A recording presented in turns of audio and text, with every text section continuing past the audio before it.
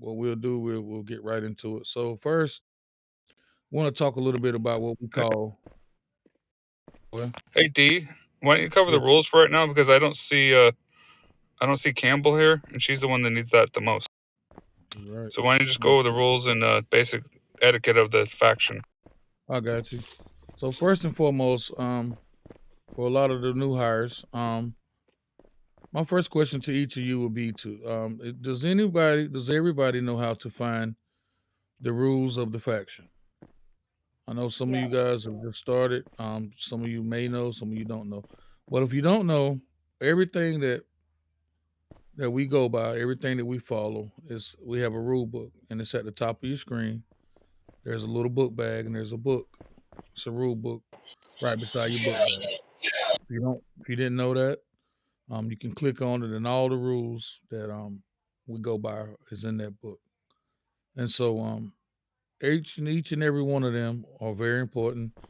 Each and every one of them we must follow. Okay. So what we're doing today is just going over them and making sure everybody is understanding. Um, Sometimes it seems like one rule is more important than the other, but that's not always the case. Some just pretty much align things a little better. Like for instance, you hear us talk about MD9 a lot. MD9 is basically the rule that my phone going off. MD9 is basically the rule piece that pulls everything we do together. So think about it. Everybody has a job to do, right? So if everybody has a job to do, imagine if it's 100 employees here at HP and only 30 of them are doing their job. Something is going to go wrong. So that's why MD9 is so important.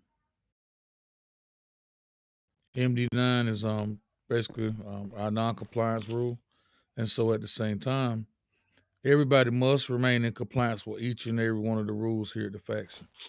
So that's one of the biggest pieces to what we do, even down from when you first jump in the yellow circle, become a paramedic, even down to when you become the chief of the hospital.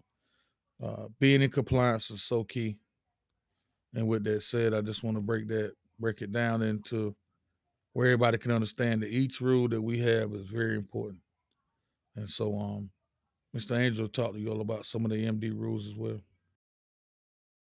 Yeah, I want to tell you guys about the main two rules that seem to be getting people kicked out of this alliance very quickly, which is MD2 and MD7. MD2 is when you are using a firearm. As medics, we are not allowed to use any firearms whatsoever. Um, for some reason, it's just something that people still So break I'm even not when they're able to send a video. We'll deal with it afterwards, Campbell. Okay? Yeah, okay.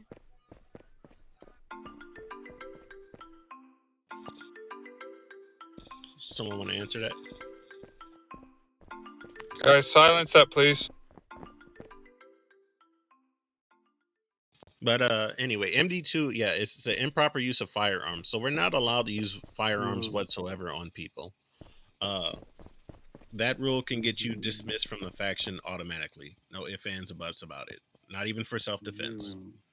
The only time that we're allowed to use a firearm is in PvP areas, and you have to be attended with a white coat or higher. Another rule that seems to get people tripped up in this alliance is MD7. MD7 is gang association and criminal activities. So it can be a tricky gray line, and it's risky hanging out with gang members. Everyone knows what a gang member is. Um, you can, hang out with them in certain areas, like riding around town with them.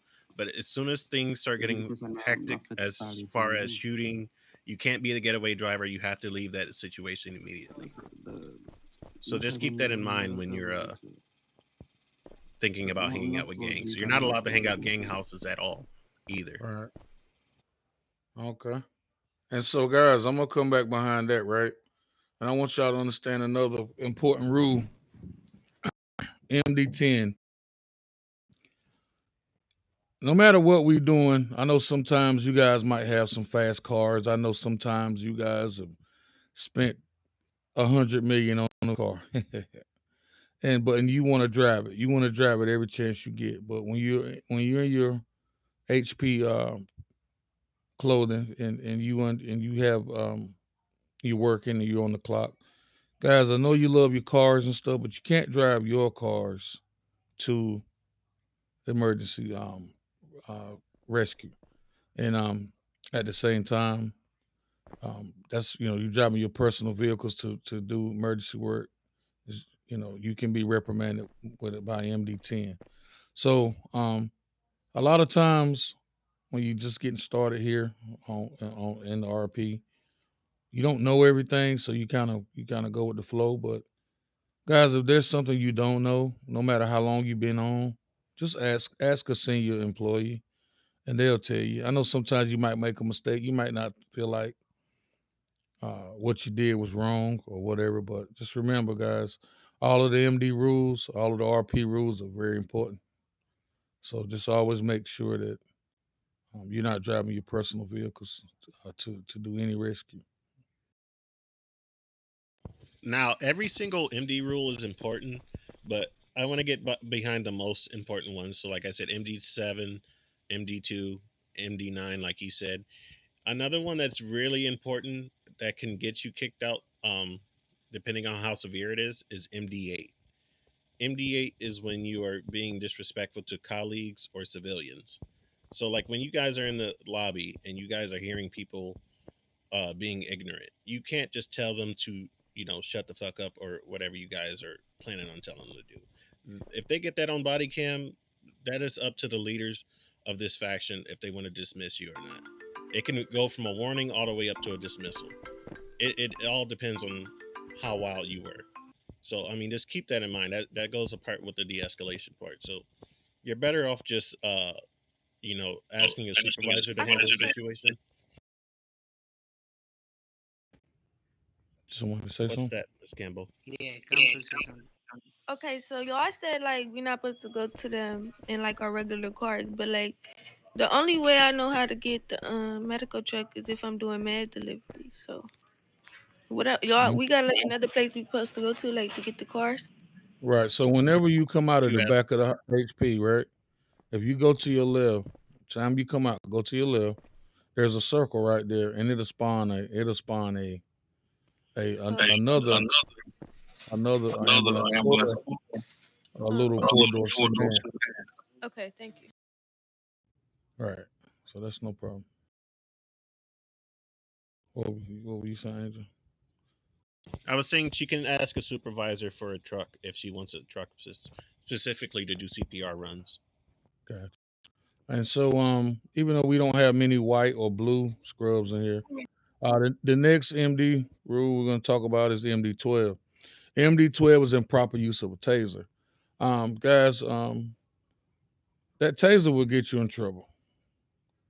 Please be aware that you must use your taser properly.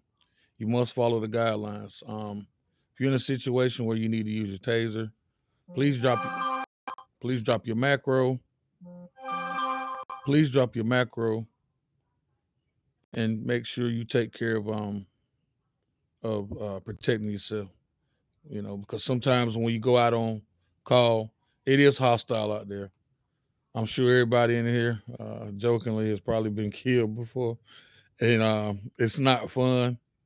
And you if we're doing RP right, we want to stay alive, right? We don't ever want to have to come out that back wrong. But unfortunately, it happens. But always protect yourself.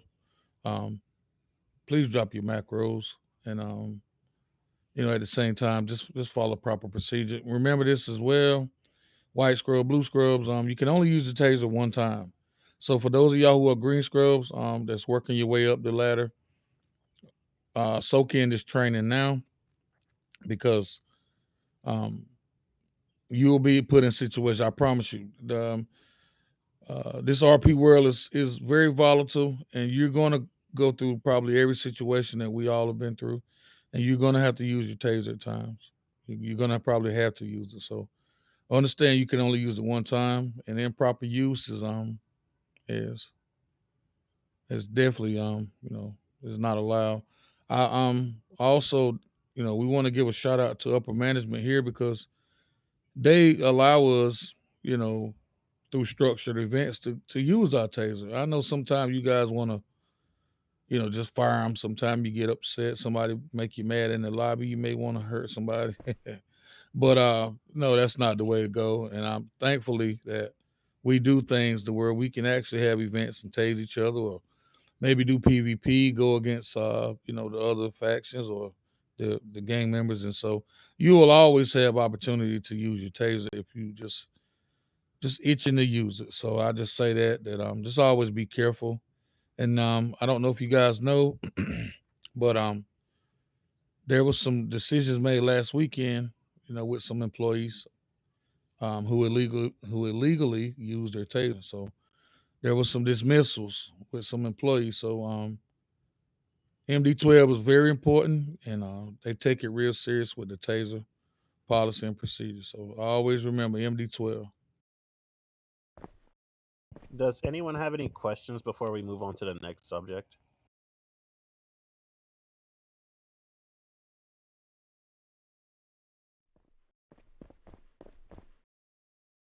Okay, so just remember that MD2, MD7, 8, and 9 um, can lead you on down the wrong path, and MD12. Those MD10, five please rules.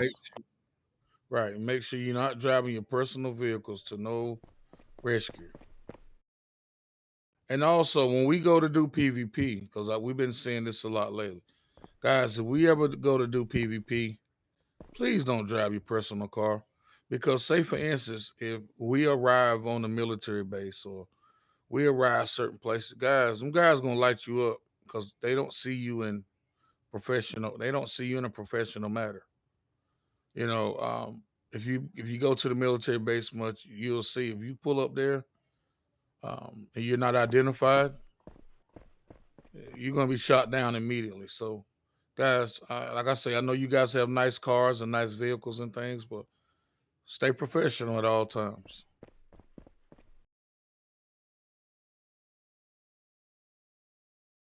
No, Jay disappeared on us. I was going to ask him if he had anything to say, but he's been having some issues. Yeah, he probably pop back on. But moving Well, forward, just guys, we're gonna get into our de-escalation, sexual harassment, course, and so what we want to talk basically what we want to talk about is there you go. Hey Jay, before we move on to the next portion, did you want to say anything about any of the MD rules that we just went over? Yeah, all I have to say is like always respect the rules and you'll not get in any troubles because if you break any of those rules, actually you might end up on getting trouble. So make sure you respect the rule and everything going to be fine. If you have a problem, come to one of us. Like, oh, you can ask any supervisor on scene, so it won't be any issues. Okay, appreciate you, Jay. Oh yeah, that's a great. So guys, I know since I've been training many people, I get questions all the time about gang housing. Okay, so guys, here's a scenario. You riding doing rescue, right? And then you see somebody outside a gang house or right at the gang house. You may even get the emergency call for you to come to the gang house. Here's what you got to remember, guys, when you walk in the dangerous lines. Guys, if they're in the fence or in the entry point of the gang house, you cannot go in there. Now, guys, if somebody was shooting and you get to a gang house and the guy's on the sidewalk, you still cannot pick up that guy. Okay? So there's a difference of being right on the property of the gang house and still on the sidewalk. The sidewalk is considered the gang house still. Now, here's a gray area that you have to just be careful. And if the guy's way out in the highway, or way away from the gang house, maybe still in the vicinity, then you'll have to make a decision to say, am I putting myself at harm? Because he's still in the gang house area. Now, just remember, on the premises of the gang house, on the sidewalk of the gang house is definitely a no. Out in the highway, could be a gray area. You be safe, you be careful, and at the same time, even if you're riding with someone and they're saying pick them up, remember, whoever picks them up, you're going to be the one um, that could be reprimanded if it's not proper. Always be advised as well, just as well as we wear body cam, gang members wear body cam too. I want you to understand something as green scrubs, just starting out. Gang members play a dirty game because guess what? They're already doing illegal stuff, right? They're already killing people, right? But they want to get people in trouble. So it doesn't make sense with the things they do. So you want to kill people, but you want to get people in trouble too. So guys, that's why you have to be careful on your CPR calls. So I did want to reiterate that. Angel brought that up. And just remember the gang houses can get you in trouble, guys. So please, when you get in the emergency car and you respond to an emergency call, before you even pull off on your car, the vehicle, the company car, click the map. And if it's at the greenhouse, if it's at the gang house, you know, you want to ride by and investigate the scene, but be prepared to not even stop once you click the map. Because you can see where you're going to when you take a call. Once you take a call, you can see where you're going. So just want to share that with you.